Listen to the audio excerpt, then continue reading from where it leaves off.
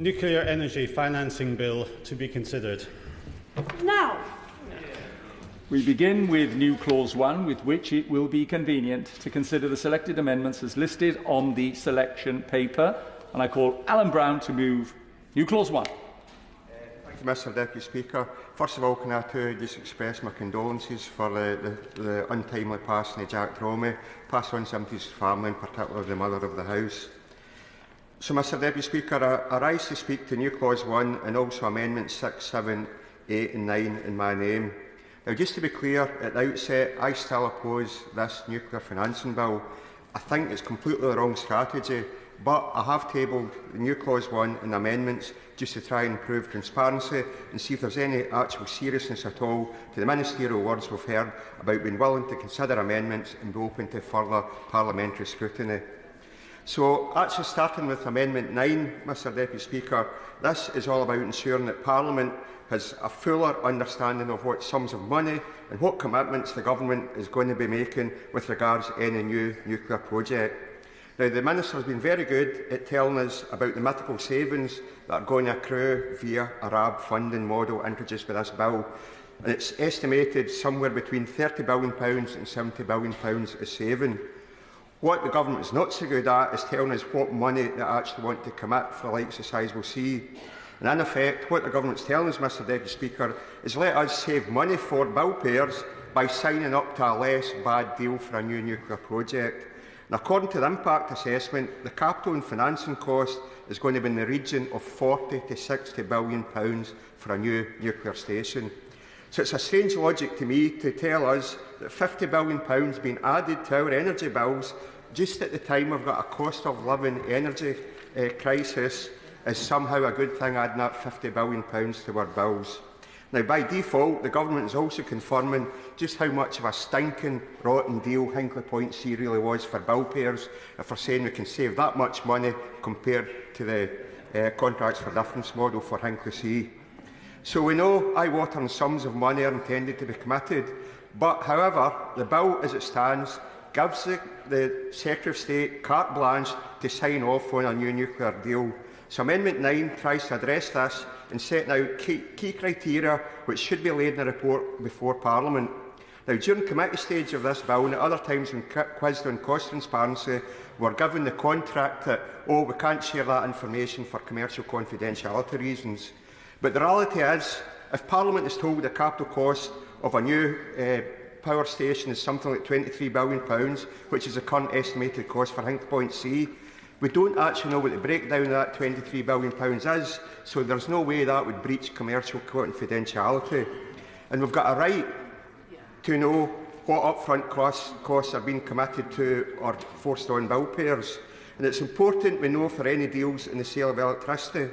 Now, at the moment, the Government tells us how much money the RAB model will save, as I said, and they want to continue to be vague on how much a new project will actually cost. Now, we have the smoke and mirrors argument that it's a basic RAB payment that somehow in the future gets partially negated with the sale of electricity to the grid. Now, at committee stage, the Minister also argued that if somehow the capital cost of the project was known, it would be harder to raise capital in the private markets. But that seems to me to be a nonsense argument when other infrastructure projects have their costs put in the public domain while capital is still to be raised. And I'd have thought it's advantageous to have it in the public domain to know how much capital is required to be raised to actually generate competition and, for that capital investment. Indeed, initial capital raising discussions would actually need to have already been held to get some assessment of the viability of the project as it was being developed. So the lines about market sensitivity and best value just don't stack up as a counter-argument. But we also need to know what other costs are committed to during the anticipated construction period. Now, under the current RAB proposals, consumers will start to pay money as soon as construction begins, but they're not actually committed at least to the full construction cost because that gets spread out over the 60-year operational contract period. But I think it's only right that bill payers know what costs are getting committed at the outset before that final sign-off of the 6-year contract. So Amendment 9 also tries to get transparency with regards to the sale of energy. So while we're told there won't be a strike rate, it's not credible for me to believe that something like £50 billion worth of capital and financing costs are going to be committed for a 60-year operational plan without there being sufficient confidence in the returns from the sale of electricity. So I really do think ministerial clarity is required in this, and that's why it would be good to have the government committed to having to report on that. Now, for example, in a briefing in favour of this bill from Prospect Union, they come up with a ridiculous supposition that if energy prices in the market are the right level in the future, then their RAB payments could actually reduce to zero. So are we seriously supposed to believe that this is a credible proposition? And equally, are we supposed to believe that if wholesale electricity prices drop to a certain level, which is way below the operational costs of the nuclear plant to generate electricity, that nuclear company will just carry on regardless because they carry all the risks? So it might not be a strike rate as we understand it in terms of the contracts for difference scheme, but it seems to me, given the scenarios I've painted there, that some sort of guarantee is going to be looked for, and it might be a minimum floor price in the sale of electricity. So if so, we should know about it as parliamentarians and bill payers. And if there isn't a minimum floor price in the future, and the risk lies with the developer or it's somehow baked into the RAB payments, we should also know and understand that as well. Otherwise, it would seem to me it's continued closed-door negotiations hidden from the public who are actually paying for it. So, Mr Deputy Speaker, Amendment 9 tries to shine a light on what would otherwise be this closed-shop negotiation by a government who still hasn't learned the lessons from their desperation to sign off in Hinkley Point C at any cost whatsoever, and they seem destined to do so again with Sizewell C, just this time with a different model, and the bill payers actually carrying a greater level of risk through the RAB model. Now, I'd expect any parliamentarian in here that believes in some form of parliamentary scrutiny would actually be happy to have the Secretary of State obliged to report on the capital cost, any upfront committed costs and any future sale of energy contracts as a basic form of transparency, which is what Amendment 9 seeks to do. Now, one other important aspect of Amendment 9 is regards decommissioning. Now, we know at present decommissioning and tidying up existing nuclear legacy is another albatross round the necks of taxpayers. An estimated £132 billion is to be spent in the next 100 years. And this is a sum that increases every time the Nuclear Decommissioning Authority gets new information and updates the estimate. Now, we're told, in this case, decommissioning going forward is baked into the upfront prices of the contractual agreement. So Amendment 9 has a section that tries to elicit more information on this aspect. Now, we understand construction can take 10 to 15 years, and then thereafter there is supposed to be the 60-year operation of the new nuclear station before decommissioning occurs. Now, the defuelling stage, it takes up to 5 years before the rest of the site can be properly dismantled. So how robust do we believe the decommissioning costs will be that are baked into the upfront contract, which means they're actually estimated something like 75 years ahead of when the decommissioning task is supposed to begin?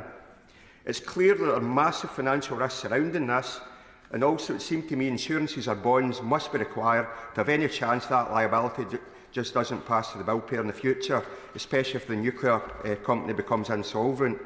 And we also need protections to ensure that it actually doesn't become an attractive proposition in the future for a company to become insolvent and simply pass on these liabilities.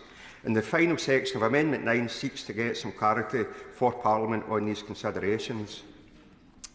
Now, Mr Deputy Speaker, if I turn to Amendment 6, this too is about transparency of costs.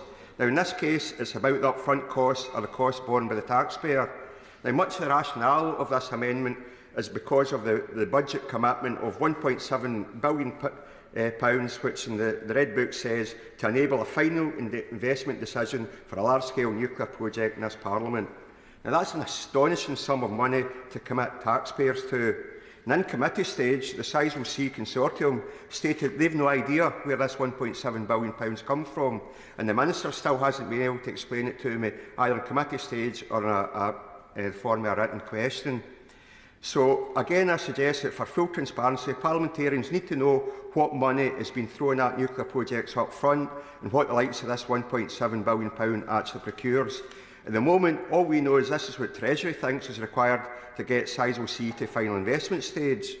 But this is a sum of money that could otherwise be used to see major construction of renewable projects, money which could see the Corrie Glass pumped hydro storage scheme constructed and the Cruachan Dam pumped hydro extension undertaken as well. Instead, at the moment, it looks like it will be spent in design, accountancy and lawyer fees. And this is despite the fact that we're continually told Sizewell C is practically designed already by utilising the design from Hinkley Point C. And if this money for development is for other purposes, such as being mooted as a stake in the consortium, then we still should know that and know what the money has been utilised for. And it shouldn't be too much to ask this of government and for them to accept Amendment 6. Now, if I turn to Amendment 7, then this amendment tries to get some clarity in the operation of the plant going forward. Now, the great myth, Mr Deputy Speaker, of nuclear power is it's supposed to be so reliable and it provides base load.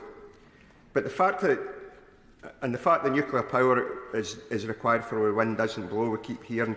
But the reality is nuclear is too inflexible to be properly compatible with intermittent renewables. And the reality is a nuclear station is either on or it's off. That's the limit of its flexibility. Now, in an answer to a written parliamentary question I submitted before Christmas, also seems that nuclear power stations tend to be off for way longer than would be the case to be expected if nuclear power is so critical and so reliable. Looking back since 2010 and a year-on-year average, each nuclear station is down for nearly 25% of a typical year. If we look at Hartlepool, each reactor is down for 90 days a year on average. Dungeness was nearly 200 days a year on average until its early closure. And even Sizewell B, the youngest power station in the existing fleet and the greatest remaining lifespan, has been non-operational on an average of 64 days a year since 2010.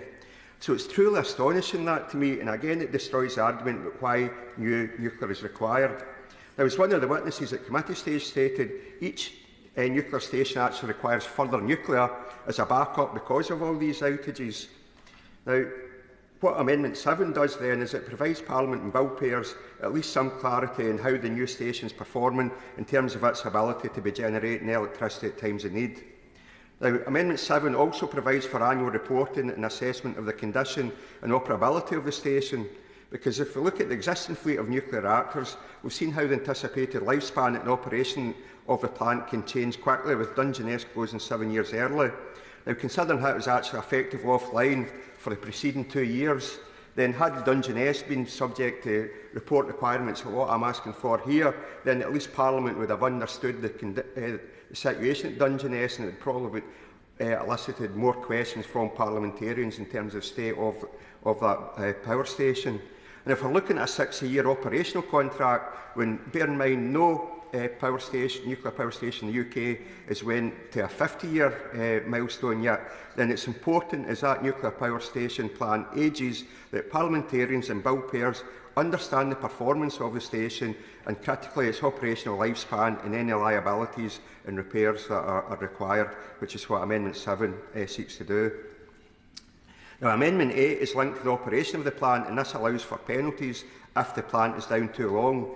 It seems logical, if we take the government argument that nuclear power is so critical, then they need to minimise the risk of extended outages. So Amendment 8 does this by at least having the ability for the government to impose penalties and seek financial recovery if the station is down for too long. And I've inserted a suggested timeline of 60 days, which I think is a reasonable point for penalties to kick in, especially when we look at the recent historical performance of the existing fleet. And that actually, in looking forward, that still allows that station to be down for 15% of the time a typical year before penalties would be incurred. Now, Amendment 10 is also about transparency, this time in the event the nuclear company becomes insolvent. It's only right that the taxpayer understands the liabilities that the government are willing to pick up in the event of insolvency, and being compelled to report the cost of getting a plant operational again, what its remaining lifespan is, and any other liabilities that might not be covered anymore due to insolvency, such as decommissioning, might at least focus minds on the merits of continuing to operate the plant or not. Otherwise, we remain in the position the Secretary of State could be writing blank cheques that Parliament is unaware of. Yep. Very grateful. He's raising some important questions about cost and reliability. What is his recommendation as to what the government should do to make the position better? Well, my ideal recommendation would be not to invest in a new nuclear plant. That would be the first thing. But if we take it as it is and we're looking at this going forward, for me, it's the government needs to first of all satisfy ourselves with the design, which, bear in mind, the EPR system's still not working anywhere in the world. But that's the whole point of this amendment, is about at least having yearly assessments and reports to Parliament that would actually advise on that reliability. And as I say, that would allow other parliamentarians to understand that, challenge the government if need be, and help put pressure on that nuclear consortia if it wasn't performing to plan. And that for me is critical. It's actually getting what's actually signed up for going forward. Will you give way? Yeah, I'll give way. I thank him for giving way.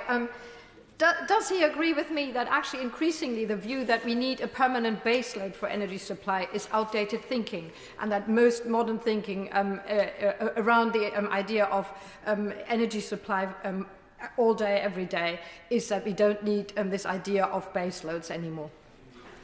Yeah, actually, I agree wholeheartedly with that. And actually, as far back as 2015, Steve Halliday, the then Chief Executive of National Grid, actually said baseload was an outdated concept and a false argument. So I agree with that. And again, it goes back to my point that nuclear is actually too inflexible because it's either on or off. Yes. And it's actually nuclear that leads to wind turbines being turned off so often as well. So that's a bizarre thing. Nuclear's got a hidden cost because of the energy constraint payments that are made. If I return to the amendments, Mr Deputy Speaker, our Amendment 10 is actually made to cost 32, as is Labour's Amendment 5. However, I would just point out, as I stated at committee stage, I don't support the Labour amendment because I believe actually compelling the government to take over a plan which is confirmed to have been economically unviable then is throwing good money after bad, which is actually the polar opposite of the rationale behind our Amendment 10. But to be clear, I certainly support all the other Labour amendments, particularly the ones about foreign ownership, and I'd be happy to support them if it goes to vote. And finally, Mr Deputy Speaker, people will be glad to know, if I just turn to new Clause 1, this too is another attempt at transparency in what could otherwise be the Secretary of State committing huge sums of money via the specialist administration route. I do not think it too onerous, again, for the Secretary of State to have to report to Parliament on the likely costs of what is the bailout of an insolvent company. Now, at committee stage, the Minister argued that this would hamper the process, but given the SAR process has only actually just been implemented for the first time at the moment through a bill going bust, it's unclear to me why a report to Parliament is going to unduly delay what could be a complicated process going through the courts anyway. And the Minister also stated that the court process would provide enough transparency, but also that the reporting requirement might have commercial implications and affect the Secretary of State's ability to bring administration to an end. Now, both aspects of these cannot be true. There's either enough transparency or there isn't. And it seems to me somehow reporting to Parliament shouldn't hinder that transparency process and shouldn't have commercial implications. So that's why this clause has been put forward, to ensure clear reporting of information to Parliament. Now, Mr Deputy Speaker, in conclusion, I made it clear from the outset that this bill lacks transparency. Clauses 2 and 3 give way too much power to the Secretary of State to assess what he or she believes to be a value for money nuclear project and then commit bill payers to paying for it. And so while I'm opposed to the bill, I haven't even proposed wrecking amendments, because these amendments today are all designed to ensure, firstly, parliamentarians and secondly, bill payers know exactly what money has been committed to and for what reasons. And if the government has faith in its arguments that nuclear energy is required and that it represents true value for money, then it would seem to me the government should willingly accept these amendments and new Clause 1. Otherwise, if the amendments get defeated in votes, then we know it's all about continued backroom deals. The fear won't stand up to scrutiny if they're actually to report on the actual sums themselves.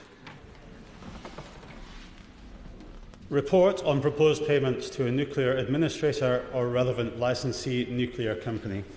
The question is that new Clause 1 be read a second time.